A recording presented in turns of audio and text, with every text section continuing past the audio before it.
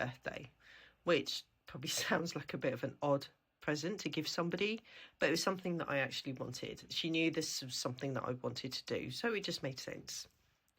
I did loads of research about what you can and cannot put in. I thought I was doing well and following what I had learnt. However, there was a mistake I'd made with my compost. Although I was putting the right things in and making sure there was a good mix of wet and brown materials, what I didn't realise is that the compost needs turning. It needs oxygen for nature to break down the materials that you put into the compost bin. But I just naively assumed that everything in the bin, everything that I put in the bin, nature would take care of the rest. No, that's not correct. Now, I'm not one to give up. So I bought another compost bin and I'm determined to learn from the mistakes I've made. So here's me putting together my second bin. I went to a local garden centre as I'm a fan of supporting local businesses, but they didn't have any, which I thought was a little bit odd. I just assumed, again probably naively, that they're sold all year round. I guess not. I've still got my first compost bin and it's still doing its thing and I'm still turning it, but I'm determined to do better this time. A few things that I didn't realise you can compost was really odd stuff.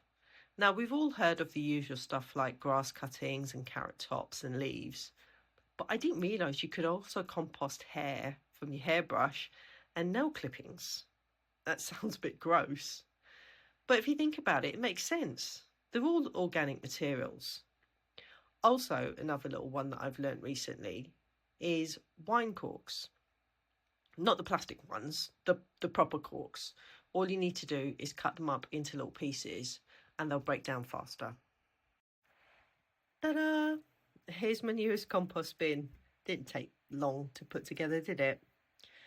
Loads of space inside, so I'm confident I'll be able to get quite a bit in this. One of the reasons I opted for this particular bin was because of the air holes on the side, which are located all around the bin.